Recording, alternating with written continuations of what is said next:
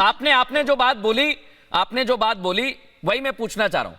और प्रोफेसर संगीत रागी, मैं आपसे सिर्फ सीधा सवाल यह करना चाह रहा हूं, क्या कार्रवाई जब होती है, पॉलिटिकल कार्रवाई के तमाम आरोप पहले भी लगते रहे हैं, आप तो बेहतर जानते हैं, लेकिन अधिकारियों पर हमला हो जाना, बार बार इस तरह की घटना, क्या यह बता रहा है कि कोई डर का माहौल है, कोई डर सा है? देखिए, ये डर भी है और ये जानबूझकर के प्रायोजित हिंसा भी है। देखिए, ईडी तो हरियाणा में भी गई, ईडी जो है वो बाकी राजस्थान में भी गई, ईडी जो है मैं जानता हूँ उत्तर प्रदेश में भी गई है। और ये कहना बिल्कुल गलत है कि सिर्फ वो विपक्षी पार्टियों के दरवाजे तक ही पहुँचती है, वो भारतीय जनता पार्टी के नज़दीक रहने वाले लोगों के पास भी पहुँची है और ऐसे कई लोग अरेस्ट भी हुए हैं, ये सबकी जानकारी में है। लेकिन ममता बनर्जी का एक राज्य अकेला राज्य है, जो ममता बनर्जी पूरा हिंसा की राजनीति को पिछले 10 साल के बहुत बड़ा खड़ा किया है। जिस ममता बनर्जी को पश्चिम बंगाल में वामपंथियों के हिंसावाद से नफरत थी, जिसके खिलाफ वो लड़ रही थी, उस राजनीतिक संस्कृति को उन्होंने अपना लिया है। दूसरी बात जी, वो ये क्यों हिंसा करते हैं?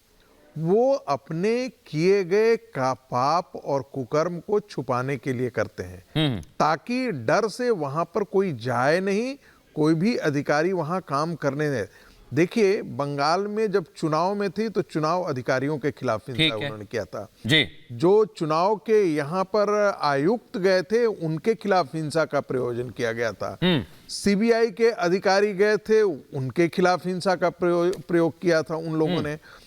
यह भी अभी के शर्मा जी ये कह रहे थे।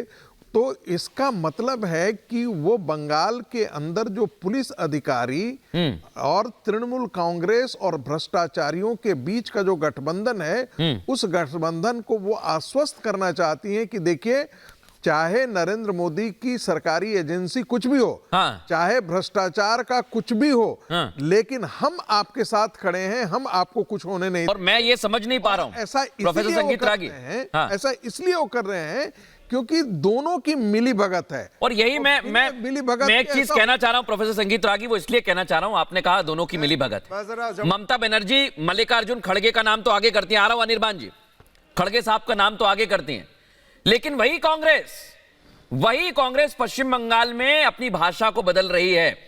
दुष्यंत नागर साहब, ये भाषा को जो बदला जा रहा है, बात भाषा, आ रहा हूं मैं, 1 मिनट आ रहा हूं सर, बात भाषा की नहीं है। हमें ये देखना है कि हिंसा गलत है, संवैधानिक संस्थाएं हैं, गलत कर रही है, ईडी का कामकाज की समीक्षा हो रही है, लोग अपनी बात रख रहे हैं। और मैं ये कहना चाहता हूं के शर्मा जी से कि छगन भुजबल और अजीत दादा पवार के खिलाफ जो जांच हो रही थी, वो जांच आज कहां पहुंची है, जिसके विषय में माननीय प्रधानमंत्री जी ने अपने उद्बोधन में स्वयं कहा था।